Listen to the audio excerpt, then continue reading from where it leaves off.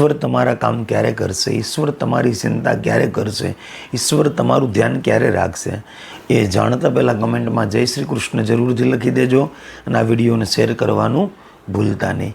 એમ કહેવાય પવિત્રમાં પવિત્ર આપણા ગીતાજીની અંદર કીધેલું છે ભગવાન શ્રી કૃષ્ણએ પોતાના મુખથી કે હું એવા ભક્તની વધારે નજીક રહું છું કે એવા ભક્તોના કાર્ય કરવા માટે હું તત્પર રહું છું જે ભક્ત ક્યારેય પણ કોઈનું દિલ નથી દુભાવતો, કોઈનો આત્મા નથી દુભાવતો, કોઈ લાચાર કે નિરાધાર અસહાય વ્યક્તિની ક્યારેય હાંસી નથી ઉડાડતો. એના દ્વારે આવેલા કોઈ અસહાય નિરાધાર લાચાર વ્યક્તિના જે કામ કરે છે એ વ્યક્તિ મને બહુ પ્રિય છે.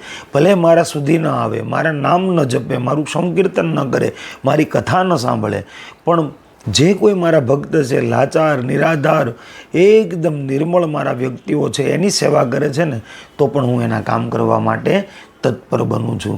અને બીજું ભગવાન શ્રી કૃષ્ણએ ગીતાજીમાં કીધું છે કે જેનો અન્નદાન રૂપી હાથ ખુલ્લો હોય ને ત્યાં સદૈવને માટે નારાયણની પરમ કૃપા પ્રાપ્ત થાય છે. તો તમારા ઘરે કદાચ દુશ્મન પણ આવે ને તો એને પણ જમાડજો. કારણ તો કે એમ કહેવાય છે કે એક કોઈનો આત્મા ન દુભાવે એનાથી પ્રભુ રાજી થાય છે, અને બીજું એમ કહેવાય છે કે જેના ઘરે ટુકડો ચાલુ હોય એટલે કે દુશ્મન આવે તો એ જમાડતા હોય એનાથી પણ ભગવાન બહુ રાજી થાય છે.